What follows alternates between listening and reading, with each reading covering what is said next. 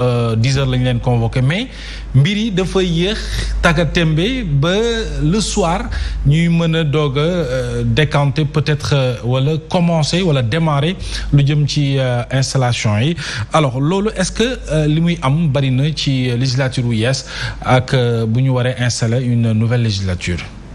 Jërëjëf Mohamed, encore une fois di la gërëm ci invitation bi. di wax rek que ne lii vraiment bees la ci Sénégal mosuñ man de ci li ma fàttaliku mosuma gis démarrage u première séance u Assemblée nationale bu tardé nii. li ñuy rafetlu mooy que députés yi ñoom ñëpp pour une fois ils sont venus à l'heure wax nga ko donc 6 heures du matin daanaka am na ay députés yu fa nekkoon. donc nekk ci mbedd mi ils ont accédé à l'hémicycle à 10 heures. Après, il y a eu beaucoup de problèmes de réglage. Oui. Donc, li difficulté bi am mooy que ne ci moment yooyu information du filtré nit ñi duñ xam exactement. lan moo xew. Évidemment. ba ci député majorité yi sax. ba ci député majorité man benn instant maa ngi doon wax ay nit ma ne leen lu ma doon bu ma jege woon kii bi doyen d'âge bi. ak yenn gars yi dañuy ubbi séance bi.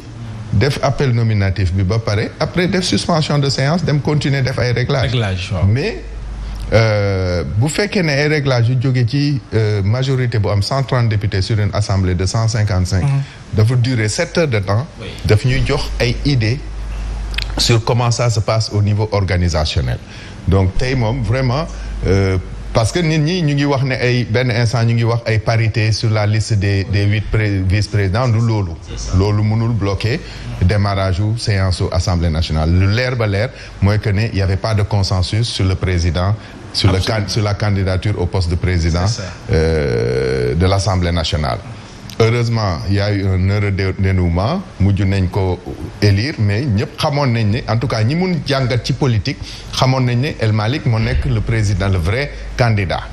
Maintenant le nom de Ayib Daffé a circulé, le nom de Aïcha Touré a circulé, le nom de Amadou Ba a circulé. Pourquoi dans une organisation boo xam ne dañ ne njiit gi fi mu joxoñ foofu la gars yi di jaar ça nous renseigne sur des évolutions futures yu mun a am en tout cas dans l'organisation du parti parce que parti bu tolloo foofu am doole bi ñu am dafa laaj une certaine discipline pour ñu mun a exécuter yenn affaires yi surtout en termes d'image ci Assemblée nationale bi tey nekk le premier jour bu amee ay dysfonctionnement noonu ak ay tiraillement ba mu am ay crispation sur certaines positions dañuy njort ne ëllëg mun na am tamit ay dissension yooyu lan lay jur xamaguñ ko mais en tout cas buñ ko analyser bu baax dinañ xam ne que du nekk loo xam ne daal dina yombal liggéey bi maintenant du point de vue de la forme il y a eu beaucoup de ratés. De ratés hein. Il y a eu beaucoup de ratés oui.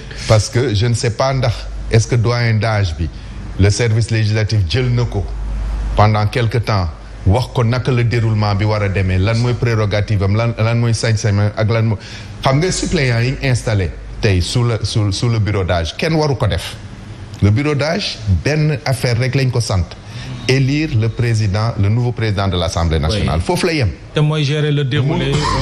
mënul constater ay démissions mënul def dara.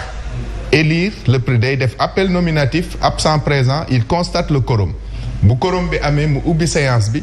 On procède à l'élection du président moom mu wàcc président bi yéeg. C'est le président nouvellement élu moo mun a constater ay incompatibilités constater ay démissions installer ay députés yu bees.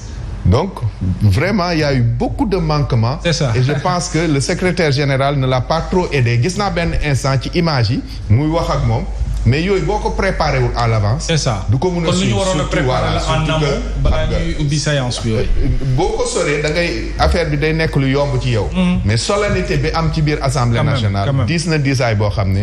boo xamul yenn affaires yi rapidement mun nga. dafay alors dañuy des Cheikh ci forme bi ba léegi. il y a eu débat même bu dee sax ki doon présider ci lu njëkk séance bi muy le doyen Alla Kane wax na ne mbir mi warut am débat dañuy procéder rek ci. rappeler installation président Assemblée nationale mais il y a eu quand même débat ci démission ou pas du ministre El Malick mi nga xam ne moom la ñu waroon porter ci présidence Assemblée nationale mais naka nga jàngatee la posture de Guy Marius Sagna mi rappeler li taxoon ay gendarme duggoon ci hémicycle bi te moo di dafa amoon ay ministre de la République yu toogoon te waruñu woon voter mu rappeler ce principe là exiger à ce que ñu teg ci loxoom la démission du ministre El Malick mi ñu war a porter à la tête de la présidence de l'Assemblée nationale loolu tamit ci forme bi la naka nga jàngatee situation boobu. Je pense que Guy Marius Sagna a voulu être cohérent avec lui-même li nga xam ne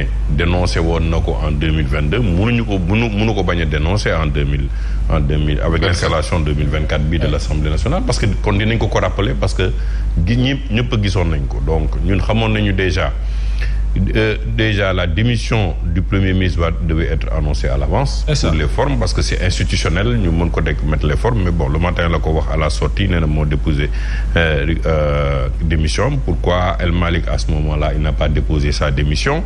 Est-ce que peut-être qu'il y avait encore li loo xam ne wóoru leen woon parce qu'à un moment am na je crois seen benn collègue journaliste bu ko interpellé ba ne ko tu es pressenti pour être le président de l'Assemblée mu ne nañu seetaan rek donc ça montrait qu'il y avait des réglages à faire parce que bon il faut quand même rappeler que Ayib Daffé il a été parlementaire mais il est secrétaire aussi du parti Pastef donc am na légitimité aujourd'hui demander à ce que moom itamit mu nekk président de l'Assemblée nationale nekk candidat Amadou Ba tamit on a vu l'engagement qu'il a eu depuis le début c'est vrai qu'il est venu en cours de route pour le mandat mais amoon na légitimité pour demander aussi d'être le président de l'Assemblée nationale mais ñun ñëpp xamoon nañu de manière plus ou moins de notre lecture que El Hadj Malick était le mieux positionné et le mieux parti pour être le président de l'Assemblée nationale. Ayib Daffé aussi était plébiscité en fait. Est-ce que loolu mën na andi blocage bi. Ayib Daffé boo xoolee ñu ci bëri plébiscité nañu ko en fait. xam nga nag le problème c'est que quand tu donnes le mandat c'est pour 5 ans. c'est pas pour 1 an. Quand même. Donc ku nekk xam na ne bu la rëccee. leneen moo lay xaar c'est fini les 5 ans moom il faut y mettre une croix. donc loolu moo tax xam naa xëccoo bi mais na metti def ci biir xëccoo bi tamit booy bàyyi dara di nga nit ñi dina la jox dara. parce que boo nee non si je laisse le poste de président de l'Assemblée nationale lan ngeen may jox lii ne la non tu vas être deuxième vice-président parce que la parité wala yow yaa nekk questeur wala yaa proposé yeneen posture mais l'honorable Théodore Ly ça a déjà présidé parce que ça a pris du temps. ça a pris du temps ce que lecture bi ñu ci mën a tirer mooy lan. Donc ça veut dire que les discussions n'ont pas eu lieu en amont pour régler le problème de la présidence de l'Assemblée nationale. Sinon, du ñu toog ba presque 18 heures ba ñu mën a fal le président de l'Assemblée nationale. Ça c'est une chose. On a vu après les couacs qui ont été notés avec le doyen Alla Kane. C'est ça. Mais xam nga loolu dañ ko doon wax dañ doon ne tey boo nekkee député dès la proclamation des résultats war nañu defal benn visite au Parlement